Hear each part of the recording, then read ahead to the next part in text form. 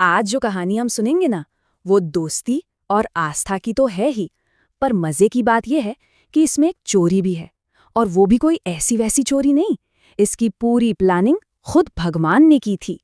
जरा सोचिए, अगर किसी का सबसे जिगरी दोस्त जो असल में भगवान हो उससे कहे कि चलो यार आज कुछ चुराते हैं, तो क्या होगा? अजीब सवाल है ना? पर हमारी आज की कहानी का सार यही है। तो कहानी हमें ले चलती है जगन्नाथपुरी के खूबसूरत समुद्री किनारे पर। यहाँ एक बहुत ही खास, बहुत ही अनोखी दोस्ती थी, एक सीधे साधे संत और खुद भगवान के बीच। अब ये रिश्ता कितना गहरा था ये समझना जरूरी है। संत माधवदास और भगवान जगन्नाथ वो सिर्फ भक्त और भगवान नहीं थे, नहीं, वो तो पक्के दोस्त थे। हर शाम, मतलब हर शाम वो पुरी के समुद्र तट पर मिलते थे और बस दोस्तों की तरह घंटों बातें करते थे। लेकिन फिर एक शाम कुछ अलग हुआ। भगवान जगन्नाथ रोज की तरह तो आए, पर वो थोड़े उदास लग रहे थे और उनके मन में एक ऐसी बात चल रही थी जो कोई सोच भी नहीं सकता था। तो माधवदास ने पूछा कि भाई क्या हुआ, उदास क्यों हो? तो भगवान ने बड़े ही भोलेपन से जवाब दिया, माधवदास, पता है, बहुत दिन हो गए मैंने चोरी नहीं की। अब सोचिए जरा, भगवान और चोरी करने की इच्छा, बस यहीं से शुरू होती है ये मजेदार लीला। माधवदास तो एकदम हैरान रह गए। उन्होंने समझाने की कोशिश की, अरे प्रभु, ये तो बचपन की बातें थीं, आपकी बाल लीला थी। पर भगवान जगन्नाथ कहाँ मानने वाले थे। उन्होंने मुस्कुराते हुए कहा, अरे भाई, जिसकी जो आदत होती है वो तो वही करेगा ना। और बस दोनों दोस्तों में शुरू हो गई एक मीठी सी नोकझोंक। और देखिए, बात सिर्फ इच्छा जताने पर खत्म नहीं हुई। भगवान बोले, मैं चोरी तो कर लूं, पर अकेले चोरी करने में वो मजा कहाँ है? तुम भी चलो मेरे साथ।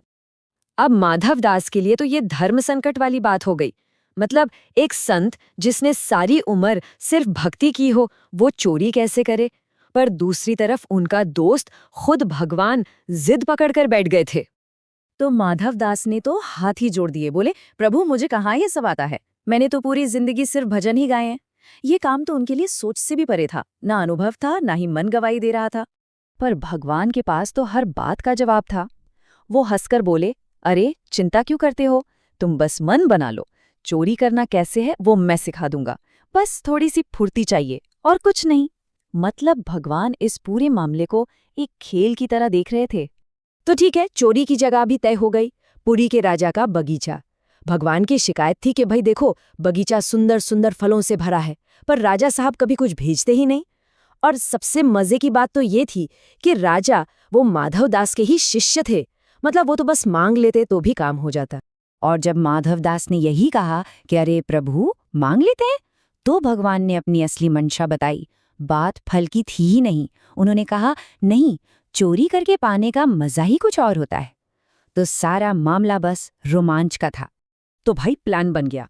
एक संत और एक भगवान दोनों रात के अंधेरे में राजा की बगीचे में चोरी करने पहुंच गए। अब इसके आगे जो हुआ ना, वो किसी डिवाइन कॉमेडी से कम नहीं था।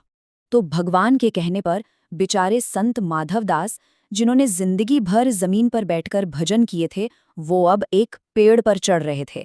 जरा कल्पना कीजिए कि वो सीन कैसा रहा होगा।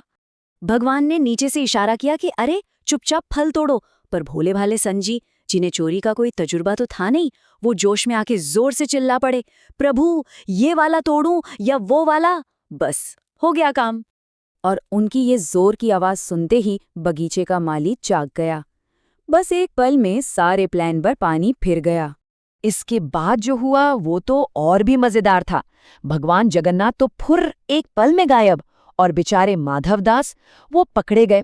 माली ने अंधेरे में चोर समझकर पहले तो उनकी खूब पिटाई की और फिर रात भर के लिए वहीं पेड़ से बांध दिया। तो जैसे तैसे रात कटी, सुबह हुई, और अब कहानी उस मोड़ पर आती है जहां एक भक्त की परीक्षा का फल मिलता है, और मिलता भी है तो बड़े ही ड्रामेटिक तरीके से। सुबह जब राजा बगीचे में टहलने आए तो अपने गुरु को इस हाल में बंधा देख उनके तो होश ही उड़ गए। वो गुस्से से माली पर बरस पड़े कि ये क्या किया। जब राजा ने अपने गुरु से पूछा कि गुरुदेव ये सब कैसे हुआ, तो माधवदास ने देखिए कितना शानदार जवाब दिया। उन्होंने कहा, राजन, क्या करें, कुछ संग में पड़कर सब कुछ करना पड़ता है। उन्होंने सीधे सीधे अपने दोस्त का नाम नहीं लिया। बाद में महल पहुंचकर माधवदास ने राजा को पूरी कहानी बताई और ये सुनकर राजा की आंखों में आंसू आ गए। उनका पूरा शरीर भक्ति के भाव से कांपने लगा। वो समझ गए कि ये कोई साधारण चोरी नहीं थी, ये तो भगवान की लीला थी। और उसी भाव में डूबकर राजा ने एक पल की भी देरी किए बिना अपना पूरा का पूरा बगीचा भगवान जगन्नाथ के नाम कर दिया। तो कहानी वापस वहीं आ जाती है जहां से शुरू हुई थी। उसी शाम उसी समुद्र तट पर संत माधवदास फिर से अपने दोस्त का इंतजार कर रहे थे। भगवान जगन्नाथ आए और मुस्कुराते हुए छेड़ने लगे, क्यों संत जी, कैसी बीती रात? तो माधवदास ने जो जवाब दिया वो सुनने लायक है।